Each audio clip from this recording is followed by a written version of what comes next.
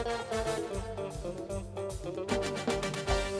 Pocket বড়, কারোর pocket ছোট, কেউ লম্বা বেশি, কেউ একটু খাটো।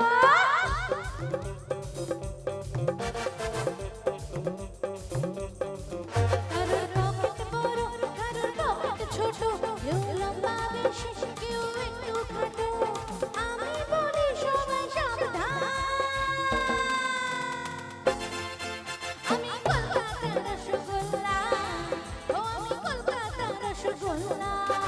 কখনো বালিগঞ্জে, কখনো টালিগঞ্জে, কখনো পার্ক স্ট্রিটে, কখনো কলেজ স্ট্রিটে। আমি বলি সবাই সাবধান, আমি কলকাতার রসগোল্লা, ও আমি কলকাতার রসগোল্লা। আর যাওয়ার সময় আমরা হাতে করে কি নিয়ে যাব মা? এই সংসারে যা কিছু রয়েছে সবই তার দান, আর তারই বস্তু নিয়ে আমরা তাকে অফার করছি। প্রভু, ছেলের চাকরিটা যদি হয়ে যায়, তোমার মন্দিরে এসে আমি 1 কেজি বাতাসা দিয়ে যাব। যেখানে ভগবানকে দেওয়ার আগে আমরা তার কাছে চাইতে থাকি, শুধুমাত্র মানুষের কামনা বাসনা দিয়ে ঘেরা সেই স্থানকে বলা হয় গ্রাম। আর যেখানে মহামানবের আবির্ভাব হয়,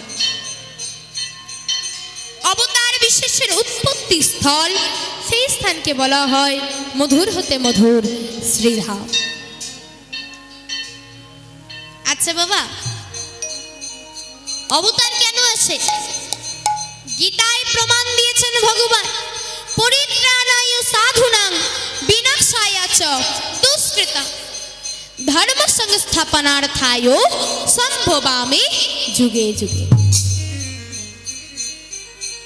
যখন ধর্মের গ্লানি আর অধর্মের প্রাদুর্ভাব ঘটে, তখনই তার আবির্ভাব হয় মা। ঠিক তাই তো হয়েছিল।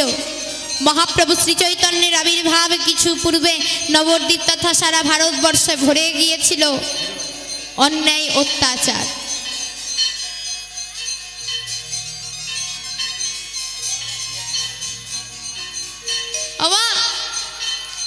নবদ্বীপ তথা সারা ভারতবর্ষে ভরে গিয়েছিল অন্যায় অত্যাচার।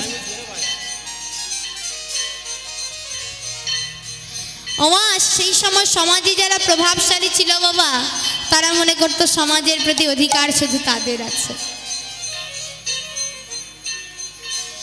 সেই সময় বাবা যেসব অস্পৃশ্য, অবহেলিত, লাঞ্ছিত মানুষগুলো ছিল, সেই সব মানুষগুলোর অভিযোগ জানাবার জায়গা ছিল না।